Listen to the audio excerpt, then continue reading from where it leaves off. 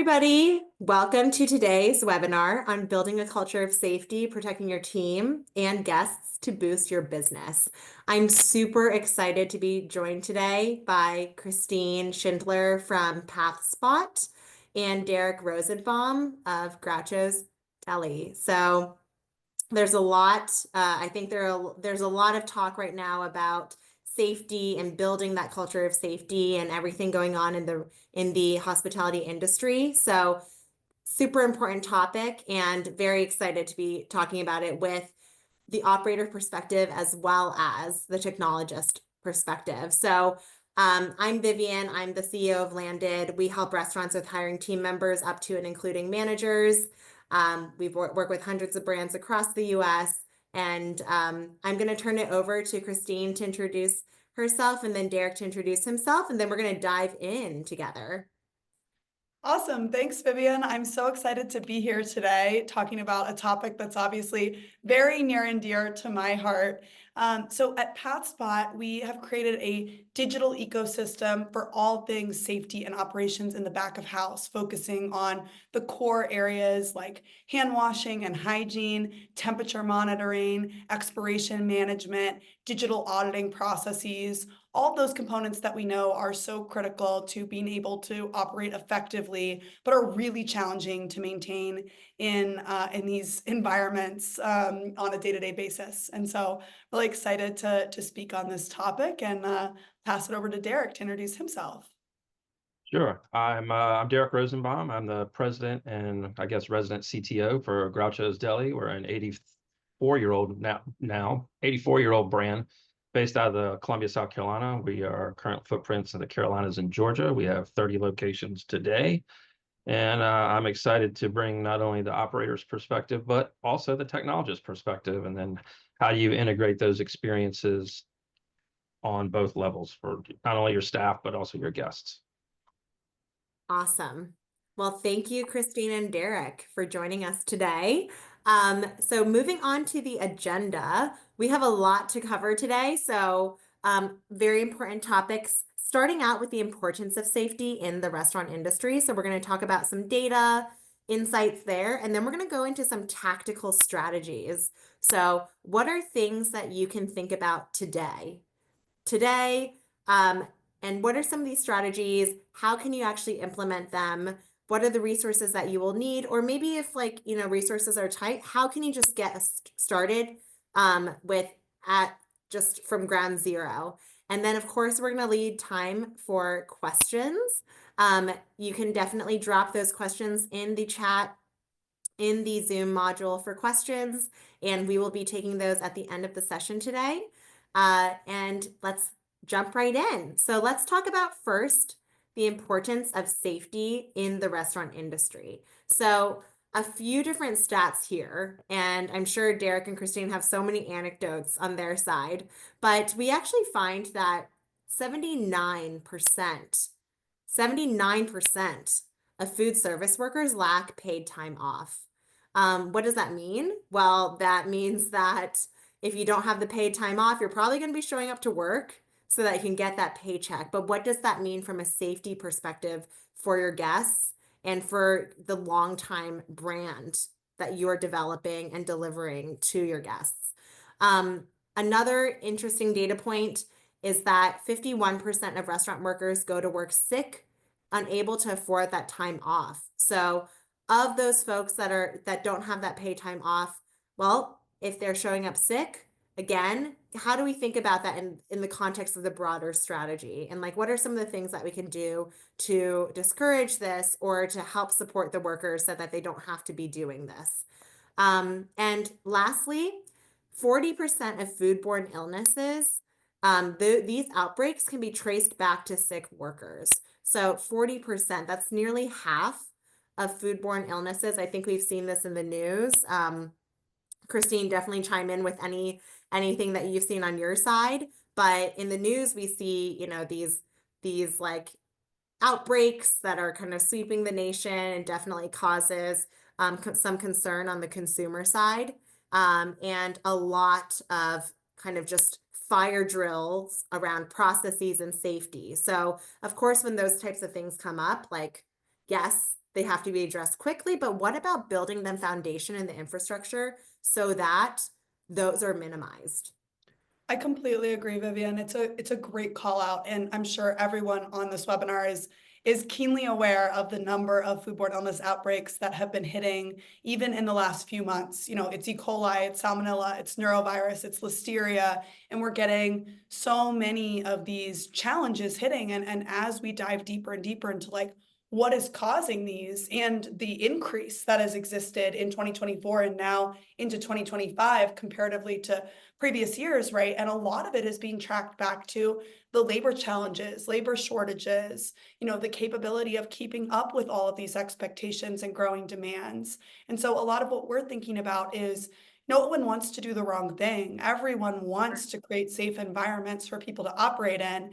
How do we build processes and components that can make it easy to keep everything safe? Because at the end of the day, Vivian's great call out about, you know, a lot of our response right now to foodborne illness and food safety is reactionary. But how do we get better at prevention? How do we get in front of these things so they're not happening in the first place? Yeah, absolutely. How about you, Derek? How are you seeing this kind of in the industry, having been an operator for decades?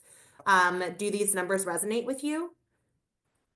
I mean, absolutely they do. And I think we as operators and as people that are providing a food service to the general public have an obligation to instill, these safety and health guidelines and hygiene guidelines within our own operations and built a culture around that. And I know that's what we're going to really dive into today. And, it's how do you create that open feedback model around this subject matter to allow people to feel comfortable in saying, I can't come to work today because I pose a risk to not only my fellow coworkers, but to also the guests we're serving, right? So, I mean, it Yeah. is certainly a challenge, and especially in today's labor environment. And, I think we're going to probably dig into this a lot. And, I definitely agree with these stats and, the foodborne illness piece. The 40% is a little ambiguous because how much of that's coming from the wholesale side and how much of that's coming from actually what we're doing in our restaurants. That gets a little convoluted, right? But yeah, I mean, it's a real subject matter, and to it's really about instilling and building the culture around making this a priority. Yep, absolutely. So I think that brings us nicely to the first strategy that we're going to talk about. And so everything that we talk about today, definitely we're looking to give folks like tactical, like next steps and action items that can be taken. And the first one is a strategy around driving safety in the hiring process. Ultimately, it starts from like square one, having the right people who want to do the right thing and who are empowered to do the right thing. And so when we think about employer brand, I think this is something that I hear about all the time, right? Like I think 2025, I think we're kind of a little bit out of the woods from from a COVID perspective. That was the big whammy, I think, when it comes to safety. So we're a little bit out of the woods there, but I think now we're starting to think more proactively and look forward. A lot of brands are growing super fast, brands are doing super well. And what does that mean? Well, it means that it's a highly competitive market. It's highly competitive, and what your employer brand is something that a lot of folks have kind of let fall by the wayside while they thought about like the guest brand, right? What is your brand to your guests?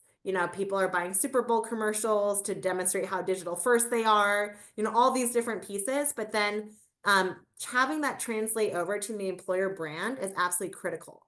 So a few of the types of things that like we see, and I would love to hear, Derek, from you, like how Groucho's kind of like it like kind of weaves this into the hiring piece.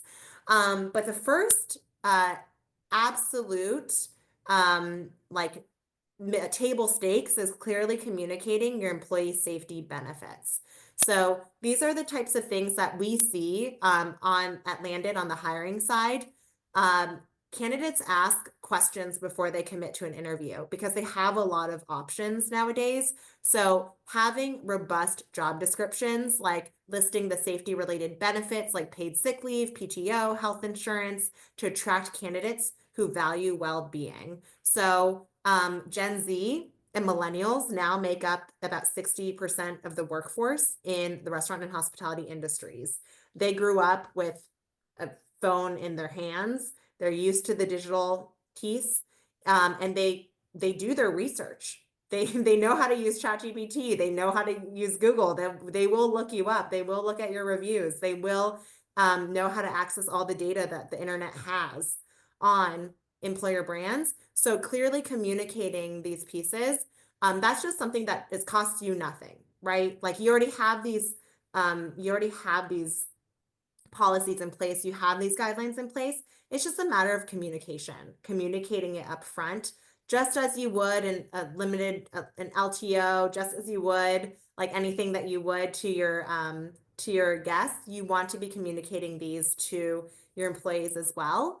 And emphasizing your commitment to safety in all recruitment materials that align with the potential hire's values. So if you're hiring for a team member, right? Like make sure like your team member is most likely going to be of this digital like generation, right? Gen Z, millennials, they care about your values. They want to know what type of corporate governance you have. They want to know how you're helping the community around you.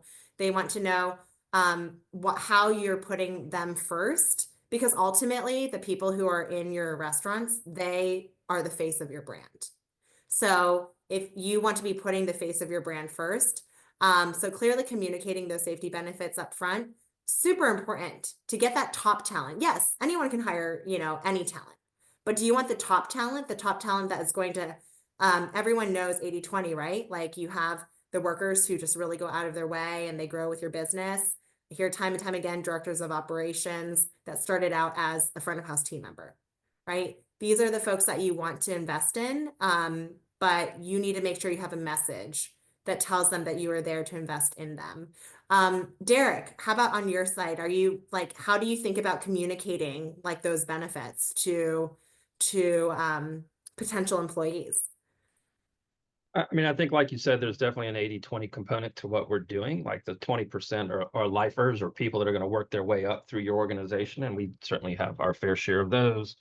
But the vast majority of our team members are what I call life transition employees. So high school to college, college to career, right? So we're filling a gap in that whatever 6-year time period, 8-year time period. And, what we are repositioning ourselves is we're integrating the safety into our onboarding and ATS process. So we're digitizing all of that because they want that digital experience. They don't want to be put in front of a computer and have to watch a bunch of videos and do these sorts of things. So, I mean, that's one way we're handling it. And then, we maintain an open feedback loop with all of our team members. So if you're not comfortable with your immediate supervisor, you can certainly go up to the next level. And we have that can be done digitally through many of our mechanisms as well. And for me, it's really about setting the expectation of what our expectations around health and safety are. And when we onboard you through the digital process and then start that physical onboarding, like the very first thing we do, we put you into the POS system and then we walk you over to the PathSpot device. And with that same pin, we explain to you how we're using hand washing and hand scanning to prevent cross-contamination, not only to your peer group, but also to our guests. So it's figuring out how do you digitize that to meet today's workforce where they are. And that Yep. might be different for your organization. And there's certainly tons of tools out there to do this. Opus is a great tool for, as far as like micro learning goes. There are so many different mechanisms. You just have to figure out what's the best fit for your brand and your brand's objectives. Amazing. And that actually brings me nicely to this building trust through close and constant communication aspect, which is fostering an environment where candidates actually feel comfortable asking questions. And it sounds like you even have taken that to the next level, which is okay, like if they don't feel comfortable telling their direct manager, they can tell their skip level manager, and there's an avenue to do that. And also providing timely responses to inquiries, because when these candidates have concerns about well-being, You know, like Christine said, norovirus kind of sweeping the nation. There's who knows what the next thing is. When you have these types of things on people's minds, when they ask about it, like, you know, using tools to figure out, okay, how do I make sure we provide timely responses, whether it's like AI responses or, you know, having someone on your team who knows that it's their responsibility to respond to candidate inquiries. Similar, I don't think we would ever, you know, not respond to a guest inquiry. Same thing. These candidates are your future employees, they're your future face of your brand, and they probably are also your guests too. A lot of the time, the people that you're hiring probably fell in love with your brand first as a guest and a consumer, and then want to like kind of step it up and take it to the next level. We Um, see that a lot in our high school aged employees. Like we have like a pre-application form, and I just want to work there because I grew up eating there and I think it's an awesome place to work. Like we get that so many days, and it's just like, okay, you know, they understand a little bit about our culture. That's yes. awesome. And this takes me nicely to the next, and I actually want to start this out by asking Christine. So, you know, obviously you work with a lot of different companies across the world and the US about business needs, operational efficiency, but then also having that health and well-being component and safety. What are some best practices that you're seeing in terms of balancing business needs of operational efficiency while providing that sufficient time to care for their health and well-being? Yeah, I mean, I think it's the first thing to recognize is that it's hard, right? Like it is challenging to keep up with all of this. The number of times that I see, lines wrapped round and round and round our customer locations. In that moment, it's really hard to prioritize how do I get this line through the business and also make sure I'm getting my temperature logs done and also make sure I'm getting my hand washes in and also make sure I've got my labels correct. I mean, it's challenging, right? And I think that's where leaning on technology can provide a huge amount of bandwidth increase for the team that's there. What we want to be able to do is help those team members that are in the back of house focus on the things only they can do. Provide the actual food, create the guest experience, the things that are uniquely positioned for them. And then our objective is, okay, if they're doing that, how do we make sure that the temps are all safe? How do we make sure that the hands are all clean? And how can we use technology to leverage that? And I think it ties in really well with what you're saying on the recruiting side as well. We're often sharing from the get-go, hey, this is the tool set that you have at your disposal. But these safety tools aren't only for keeping guests safe, although of course serving safe food is table stakes. But at the end of the day, they're tools for your back of house team members. And so communicating from the very beginning of the interview process, we see, hey, we've invested in a stack of tools to make your life more effective when you're in the restaurant. We want you to succeed. And here's the tools that are going to keep you safe, that are going to keep the hygiene tasks done right, that are going to create that baseline culture and allow you to do the things that you do best.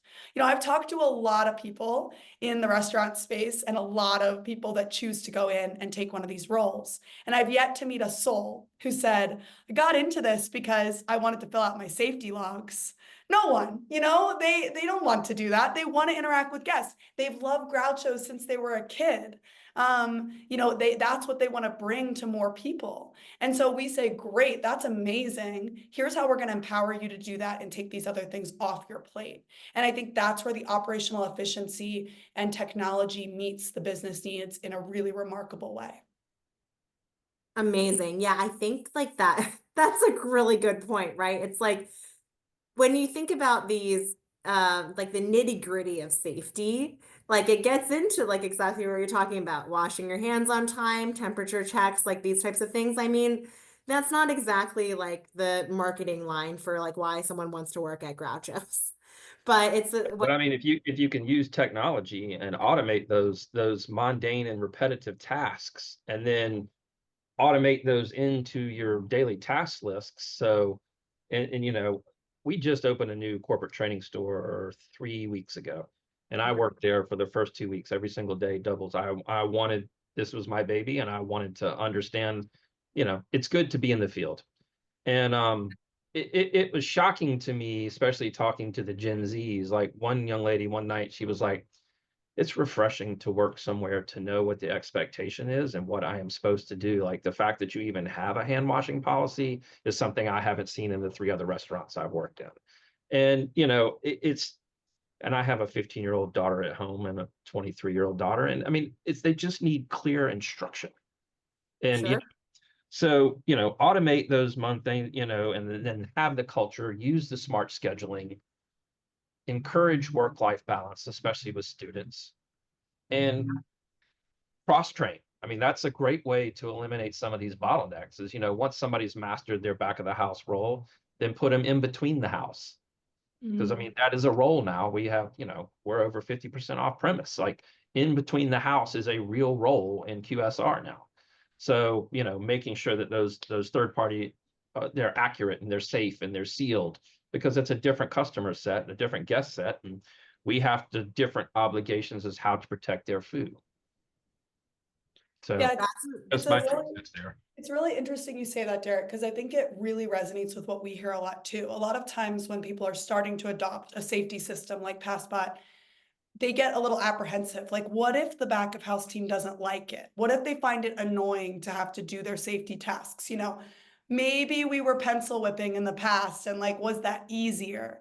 And I think what's really powerful is hearing testimonials like what you just shared, where people say, no, feel better about my job, knowing what I'm supposed to do and having the tools to do it. I feel more confident in my work with a pop up that tells me what my corrective action is so I can do it effectively and not worry about it. And it allows me to have the freedom to do the things that I can do and know that the expectations are being met. And that creates like a more encouraging, positive culture. And so time and time again, we hear that mentality. And I think it's really powerful, especially with younger generations who want to leverage technology, who are doing it every day in their day-to-day lives. And you can give them a technology stack around something like safety, they end up owning it versus like, oh, there's some paper somewhere in the back that tells me my safety rules, but I don't even know what they are or where to find that paper, that we see in a lot of high volume operations, right? And making sure that these pieces are covered gives people the ability to feel safe and confident in what they're doing and then proud to tell others, you should work here. And it's really cool to hear that that employee pulled that out from her experiences in 3 other restaurant locations. I mean, what I have found and my takeaway was that especially the Gen Zs, they want to understand the why of what they're doing. And we can use these tools to explain it to them in a format that they're comfortable with because they're digital natives. Yep. So I guess like what I'm hearing, if I can like kind of put it all together, is that when we think about like the business needs of operational efficiency and then providing the sufficient time for their well-being and their health, I mean, it sounds like it doesn't have to be in direct competition with one another, where I think a lot of the time it's like, well, either or, right? It's either we are taking care of the employees, or we're taking care of like the operational efficiencies and businesses and some of those like some of those pieces. It sounds like they kind of like symbiotically work together. It's like this positive feedback loop where if you are clear, I mean, it's a lot of it's about like, I think communication came up a lot just now and meeting people where they are. If you just meet people where they are and communicate, that's like the backbone of operational efficiency. Because frankly, like you're not going to twist, it's not a square peg into a round hole situation. Like it's just that's not going to work. The way that maybe, pencil, paper, that might have been like how things have worked in the past. But I don't even know if I own a pencil anymore. And I think it's like a lot of like Gen Zs, right? They are used to typing out everything. They're used to everything being on screens. And so part of the operational efficiency is you now kind of there's this opportunity. You have this digital native workforce, and before maybe you didn't. But now that you do, the beauty of like the digital integrated systems is that they all talk to each other. So you don't have to be doing the same thing in a bunch of different systems. And that actually drives the operational efficiency because it reduces human error. We Absolutely. we see it a lot on like even like the hiring side, right? I think Landa does integrate with a lot of different systems that are like legacy systems that many companies have. But the reason we integrate is because we don't want every person to be thinking like, okay, here's yet another system for you to learn. No, it's not yet another system that you're learning. It's actually plugging into the current process and making you and reducing your work. It's a bit of like an unlearning than it is like a learning of something new. You're unlearning how to do things the way that were not efficient in the first place. Change Uh, resistance is very real. yeah, yes. Amazing. Well, we could talk about this forever. I want to make sure we have time for all three strategies. We'll move along to the next strategy. I'll pass it over to you, Christine, to talk about driving safety in restaurant operations. Yeah, I mean, I think this is so intertwined with what we have just been discussing. But I think the reality is we are capable of being able to marry those things together to actually drive operational efficiency, change, and output while also creating a safer environment for everyone that's interacting in the back of house. And that's our ultimate goal. Just a small story that we often hear, but if we're using these technologies in our day-to-day life, someone comes into the restaurant and they have to pick up a pencil and write down the temperature of every single refrigerator in the back of house twice a day. And they say to me, meanwhile, my Nest at home is texting me what the temperature is of all my rooms. So people know that it's possible to digitize these things. And by investing in safety, now we're reducing the operational burden. If we have a temperature check that actually just happens automatically in all those refrigerator units, now someone only goes to the refrigerators that have a challenge or an issue.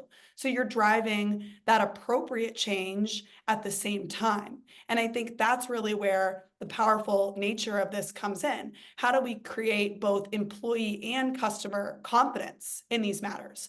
It's interesting, the nature of hand washing and hygiene, and Derek mentioned this a little bit in the last session, or in the last section. But we often hear people say, well, will people wash their hands less after they fail a hand wash? And we find the exact opposite is true every single time. The second someone realizes they have invisible contamination on their hand, the second they get a why, to Derek's point, I'm wanting to understand the why, they say, oh, there really is invisible contaminant that exists. I'm going to wash my hands again. When they wash and get a pass, that moment clicks for them and they're like, I should wash my hands once every hour. We also hear that makes them think about the invisible spread of contamination and illness. Maybe I should do a second wipe down on that area because I know how these things spread. I know how cross-contamination exists. And we have a very educated workforce. One of the things that I think has come out of the 2020 intricacies of the pandemic is that people are more educated on the spread of hygiene, the overall impact of this than ever before. I think if you ask the average person, 10 years ago, why does hand washing matter? People would be like, yeah, I guess. Now every person you ask on the street, 20 seconds, happy birthday twice. I know how these things pass. And so what we can create by building out these hygiene standards is, one, how do we create advocacy around these protocols? Two, how do we constantly remind and encourage those proper hygiene practices when sometimes it just gets forgotten because the days are so busy? And how do we communicate back to employees and customers that this matters to us? And that is something that impacts the brand overall. Culture is what we're willing to tolerate. And so if we create a mechanism for hand washing and hygiene mattering, then that ripple effects through the entire organization.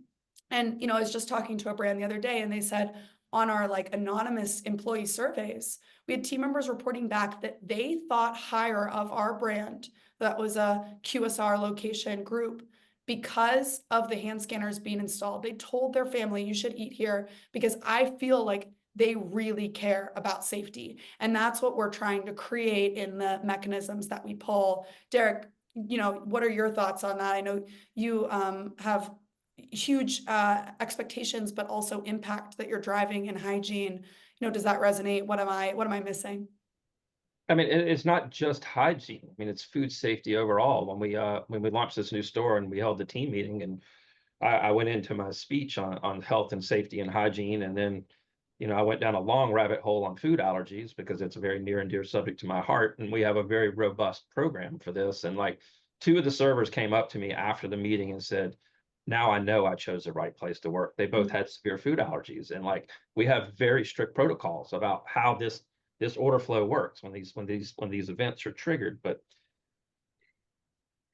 I think the difficult part is operators and as me as a franchisor and dealing with franchisees, and that's a different relationship. But there's definitely SaaS fatigue, and there's definitely these other things that are happening right now, and dashboard fatigue. That's a big one. But it's really that, to me, and you and I have had this conversation, Christine, that safety and hygiene aren't expenses, they're investments, right? Some of the return on investment's tangible, some of it's not tangible, right? And so, I mean, what does it really bring you? I mean, if you're prioritizing cleanliness and hygiene and safety, you're building trust, efficiencies, you're building employee satisfaction, guest satisfaction, a strong brand reputation, and in today's age, a strong digital relevance, because that somebody's going to inevitably put that online, right? And then now it's in a public forum, and we're going to engage with that. And all of that feeds into Google's algorithms and all these other algorithms that are out there. And so, I mean, to me, at the end of the day, safety, hygiene, all of the things, it's another form of sustainability, not only for our businesses, but for the cultures within our businesses. I could not agree more. I think it's everything you just shared is so spot on, and we see that ripple through the organizations in ways that we can quantify and ways that we can't. But at the end of the day, it's also providing that backbone that we know those base things are done right. Some days I feel like investing in the safety is like making your bed. We know that that creates a better mechanism for doing all the other things throughout the course of the day, and we hear it from employees time and time again. So I'm just so grateful for those thoughts that you shared. Vivian, yeah, what are your thoughts on this from all the operators you work with around those aspects and how it ties back to that accountability matrix as obviously a huge component of the space? Yeah, I think like an interesting analysis that I would encourage like operators to do is you can even kind of like A/B test this, right? So you think like before you roll out something like a new like communication framework or like the new process, try it out with like a couple of your stores to start, and then look at the cold like the numbers that like follow from that. So how did your turnover rate decrease over time because you were able to communicate in a clear way to your employees? And these great like anecdotes, right? When someone comes up, they're like, hey, I have someone in my family, I have a history with severe food allergies. And it's amazing that you are putting that like at the forefront of like what you care about as a brand. So I think these are the types of things where turnover, everyone knows, is costly. Like, and kind of going back to the operational efficiency part, like having regrettable turnover is the worst thing that can happen in a business. And especially what in your front line, absolutely, yes, turnover is just part of like the part of the industry, but it still hurts every time. So if you can have a person, like the average tenure of employees is anywhere from 90 to 120 days in a QSR. Well, that's not a particularly long time, right? Think about all the learning and training that went into that person only for them to turn over 90 to 120 days later. So if you can extend that, yes, like as Derek mentioned, I love your phrase. You said life in transition, I believe, not lifers. So that you don't expect those employees to be with you forever, but you hope that you make a positive impact as they kind of might transition into another job. I think a lot of people, their first job was in a restaurant. And then, they go on after that sometimes. And so look at how your turnover rates are decreasing. I think we can quantify that, right? Like you can quantify how the turnover rates are decreasing. You can something that we see that's also that won't cost you a thing to try out is survey your employees during onboarding. after their onboarding, maybe a week after, 30 days later, 60 days later, survey them, try to anonymize it as much as possible so you get some truthful feedback. But survey them and ask them like, hey, how did you feel about onboarding? Was there anything that we could have done to make this more, to make the communication more clear to you? These are types of things that you can implement like today. And, if you don't have the bandwidth to implement it across all dozens or hundreds of locations that you have, yes, there's technology that can help you do that. Or just try it out with a couple locations to start and see what type of insights you get.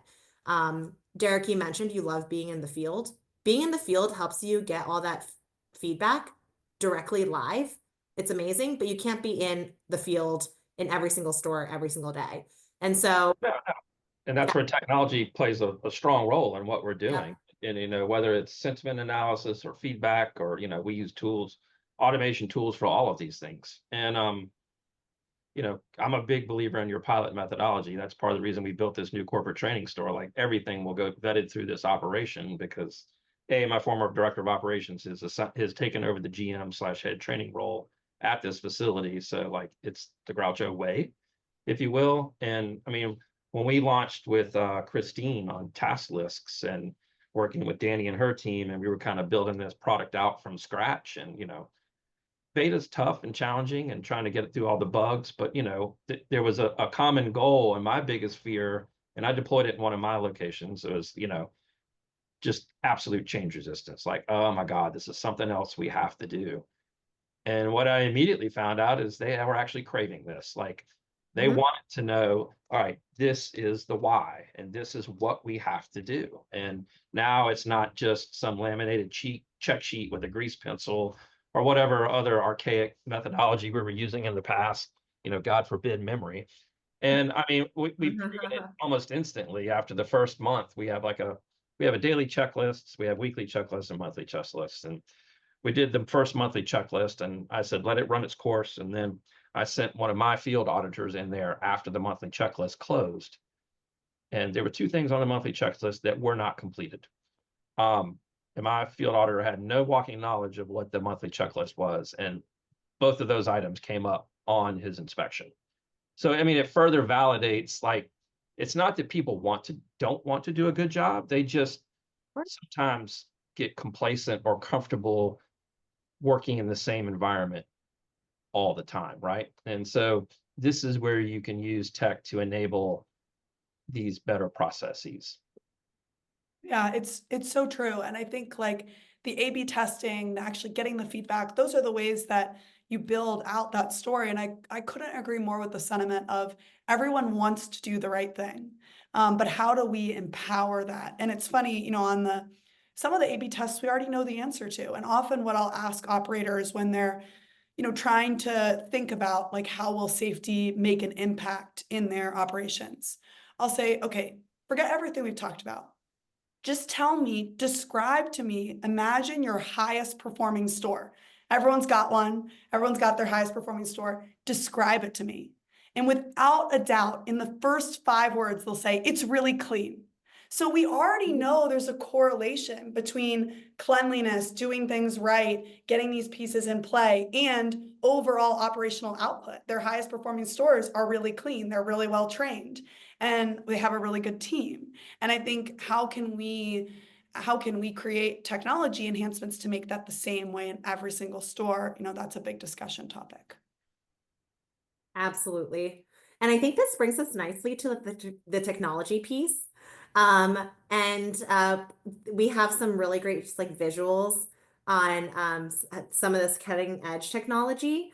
So let's look at the first piece which is like having technology be your safety secret weapon. So boosting safety in hiring. So can you use AI to actually do that screening? Verify health certification, safety compliance. Do they have food handler certificates? These are some of those like minimum requirements where some brands are okay to pay for these and pay for your employees to get these certifications. Others need that coming in, especially for folks like management roles that you're hiring for. So these are the types of things where it's table stakes.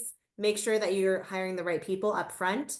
Customizing the interview process, so customizing chat flows that guide candidates through safety-focused questions. So if there are any like big safety notes where this is a top priority, make sure that you screen for that up front with candidates, and make sure you can kind of do some of that education up front and market your roles and your employee brand up front so that people are building that interest right off the bat for why they should be showing up for your interview when they have many other interviews lined up. Again, this is a talent battle. So battling for the talent in the first place is part, like, yes, you want to make sure that they're the right people coming in, but at the same time, you want to make sure that your brand is getting out there and is being communicated. And then having that safety transparency. We talked a lot about like protocols and technologies. Make that one of the pieces of like the clear-cut examples for how you're differentiated. I think a lot of candidates, like, they're not going to read your entire job description. They're not going to scroll down and read like pages and pages of words. They want to know the bullet points of like how you're differentiated, and safety is a top of mind, especially, after the pandemic, and even now with all these different things that are like flying around and, are in flu season, a very bad flu season. There are a lot of these things that people are kind of thinking about because, they have kids at home, they have families at home that they need to be considering too. And then boosting safety in operations. So real-time hygiene monitoring, we talked about this. Tracking sanitation with these checks. Can you do automated checks? Can you look at data-driven insights to identify trends and improve safety practices? Everyone has those super clean, as Christine mentioned, high-performing stores. Others, not so much. Why? You have auditors in the field. What are those data-driven insights that are going to help you know where to, spend your focus? You don't have unlimited time, so spend your focus where you need it. And seamless scheduling. So use tech to ensure safe staffing, flexibility, making sure that you're not understaffed, because that's when things start to fall to the wayside, when people are just overwhelmed. So making sure that in those busy periods when the line is wrapping during lunch rush, some of those things don't fall to the wayside just because of the busyness. So having those operational like capacity like planning for that as well. So on the next piece, which is how to do that, of course, at Landed, we source candidates, we auto schedule those interviews, we do all the screening up front and all of the education up front to make sure that you're sourcing and engaging candidates the right way and pulling that employer brand to the forefront, making sure that you're communicating like why you're differentiated, and doing that at scale and immediately, because Gen Z is not patient. Gen Z wants to have the answers yesterday if they have the question, and we want to make sure that we are meeting that speed that they are expecting. And then on the next slide, you can see this awesome technology that I'll pass over to Derek and Christine to talk about on the PathSpot and safe operations and hiring aspects. Yeah, it may not be evident from your initial look at this picture, but there is a lot of safety mechanisms that are deployed we call it, I guess now we can brand it as the safety secret weapons that are included in this picture. Derek, do you want to speak to a little bit about how these different components work within the operations at Groucho's right now? Yeah, absolutely. I mean, what you're looking at is what I would call the expo station. This is the between the houses, right? So this is where every food order comes from the kitchen to get double checked, verified, make sure it has all of its condiments. You'll see on the second shelf there's bag stuffers, whether it's a native online ordering, a third party online ordering, we're sending out a different message. And then you'll see rows of different stickers up there. We're sealing, we're providing safety. And then on the two iPads, one serves as KDS as well during peak hours. And so that printer behind it is printing a second ticket. So we built in redundancy to not only check for order accuracy, but to make sure all the incremental sale items, because that's where you see a lot of your complaints on third parties is these the brownies or the cookies or the drinks are missing from my order. So we're double checking for accuracy. we're sealing for safety. And then the two iPads there currently show task lists. So our team members throughout the day, you know, the front of the house has an opening checklist, a closing checklist. The back of the house has the same thing, as do the managers. So periodically as they go through the day, these are all predetermined, and they all close at certain times. So they know that they have a deadline to get this processes finished before the next shift starts. And it brings, again, that level of accountability. And if something's off, it gets flagged. And then we see that as management, like, okay, we have a bigger issue here to deal with.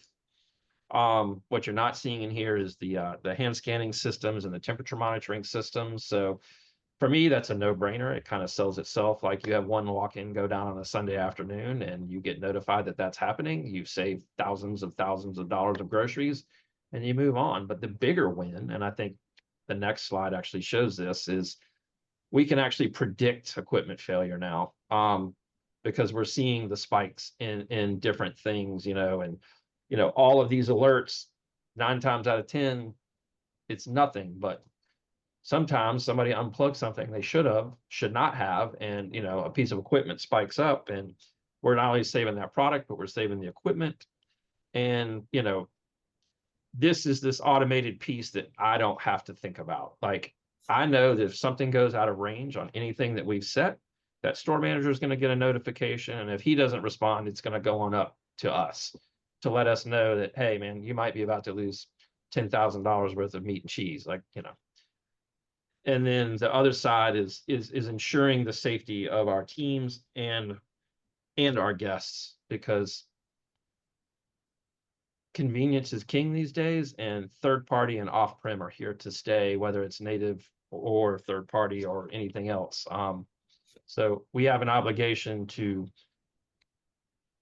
bring safety and security to that front as well. Yeah. I think we're getting to the point now where, a lot of operators, and I've said this to Christine before, they like to step over pennies to save dollars. And it's not the use case here. People are like, can I afford this? I mean, the real question is, can you afford not to have this, right? And bringing that level of security, because if you look at the performance metrics on, DoorDash dominates that market, right, in the third party space. And if you're not hitting their metrics, they're going to suppress you in their platform. So you're sacrificing sales, you're sacrificing potential revenue, you're sacrificing access to new customers. Yeah. So all of these things matter, and all of these things contribute. There's never a silver bullet. It's just 1,000 lead bullets that get you to where you need to be. Mm-hmm. Yeah. That's a really good point. I like that you put it in the context of like how this all ties together, from how do you actually get your name brand out there? These third party platforms, the employer brand everywhere, and online, like all the information that there is online about the brand. But yeah, that's great. I'm a super visual person. So seeing this all visualized is it kind of helps meld it all together. Awesome. And I know we're coming up on time, so we have a couple minutes to talk about this piece, and then we do have some questions from the audience that I'm going to pose to the group here. In terms of these, so we talked about some of these practical examples about how to integrate technology into hiring and operations, and how that's directly improved safety and employee satisfaction. How can AI or technology, maybe Derek, you can speak to this, how can AI or technology help quickly adapt to the evolving regulations? So obviously regulations are changing every day, but you have to kind of keep up with that while maintaining business operations, which is kind of like building a plane mid-flight. So Right. how do you think about using technology to stay on top of these changes? As a franchisor and technically a franchisee, we take the train the trainer approach across most of our platforms, and how we look at technology and go to market with technologies. And for me, it's about automating the mundane and the routine, and automating compliance and training through the best methodology to where our team members are today. Bringing that real-time monitoring. We're working on schedule optimization today. We're working on earned income access to compete with the gig economy. I mean, these are all things you have to be thinking about. It's gone are the days of getting a paycheck every 2 weeks. Like, people want to get paid on demand now. And like, the same applies to cash tip outs. We can't buy money anymore. We have to automate and digitize these things and give our team members digital wallets and let them put the money where they want to, right? Whether it's in their bank account or Venmo or PayPal or Amazon or whatever their thing is, right? And then, using them to build trust and engagement and optimize your digital relevance and your reputation management algorithms. And then ultimately boost your workplace culture and the perception of your culture to the general public. And for me, AI and tech are tools. They don't replace humans, right? We are in a human-derived business. It will always be a human-derived business in some way, shape, or form. But let's optimize those experiences and use technology when and where we can and where it makes sense. Some places it does not make sense. You can't lose that human to human connection in the front of the house, right? Technology has to meld seamlessly into the front of the house and not be obtrusive, in my opinion. But it's a Yeah. holistic viewpoint. And again, to me, it's just another leg of sustainability to our businesses, to our future and the future of QSR. Yeah, absolutely.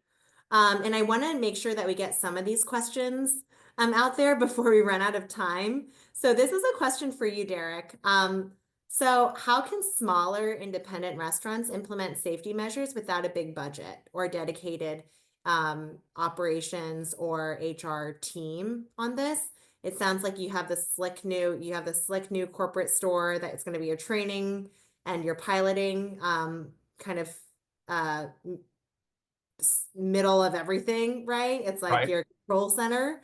Right. But a lot of smaller independent restaurants might not have some of those resources. So like, how can they think about doing this? I think it's about prioritizing and yes, these things cost money, but like, for example, PassBot, there's really no upfront cost to the product, right? You're not I mean, you can shell out a bunch of money if you want to and buy the hardware and all these things, but it's really about, to me, it's a cost of doing business. And, I fight this same battle with independent franchisees. I mean, it's again, stepping over a penny to save, stepping over a dollar to save a penny. And does what does it cost for you and your time to go build all these manual sheets or to build some kind of flow sheet in Google, whatever? And whereas you can take something that's off the shelf that can be customized to your brand and your brand's needs. I mean, I work extensively with Danny on Christine's team to build out, what we were looking for and to bring you that depth of customization. I think looking at it as an expense is the wrong way. I mean, let me back up and punt. If the table stakes of your restaurant aren't right, then don't invest in technology. If you're not providing service and experience that your customers want, then you need to get that right first. And then start layering in and prioritizing what makes the most sense. Is it reputation management? Is it a hiring solution? Is it a health and safety solution? Is it a GPO? Is it fill in the blank, listings management? I mean, there's lots of tools that can help you run your business more effectively and automated. And, again, what is the cost of not doing it? What is your time worth? That's the first question I would ask yourself. If the table stakes are right, what is my time worth? And then what are my priorities? You can't do it all at once, promise. So pick the ones and, work your way down and Yep. ask your staff. They'll tell you. Yeah, it's true. Just spend the time with your team. But find the time so that you can spend that quality time with your team. And I'm going to just wrap this with one more question. I think we have time for one more, which is what role does leadership play in promoting the culture of safety, and how can managers set the tone for their teams? So obviously, Derek, you're super passionate about this topic, and you are the president of the group. Now your operators, your managers that are in each of the locations running this day to day, how can those operators like set the tone? What are the types of like trainings or materials that you provide them so that they can make sure that they take your message and keep it on the forefront of everyone's minds over time? I'm a firm believer of leading by example, 100%. Like, so with myself, with my immediate teams, or if my team walks into a franchise for a routine inspection, their first priority is to take care of the operation and the guests. Like, they walk into the middle of a crazy lunch rush, inspection waits. We jump in, we take care of the need, we fill the void, and then providing our franchisees an extensive knowledge base. And this is where the trainer comes in. So we focus on training the franchise owner or the operating partner because, you know, ultimately the culture within his franchise is his or hers. So we kind of build the framework, we give them all the tools, we give them the access.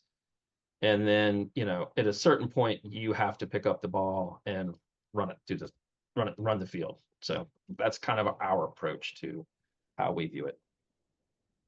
Excellent. Well, that is a perfect note to wrap up on. Christine, any final notes from your side? No, I'm so grateful for this conversation. You know, it's such a critical topic, and I'm just really appreciative for both of your thoughts and the commentary. You know, please, anyone else who has additional questions or wants to talk more, you know, feel free to reach out to me and Vivian here. Our information is. But I really am grateful for this dialogue and for the belief in safety and the passion both of you share for this. Absolutely. Thank you everyone for joining us today. And big thank you to Christine and Derek for joining us for this super important conversation, timely conversation. And we will be sharing the materials after the session as well for all to revisit.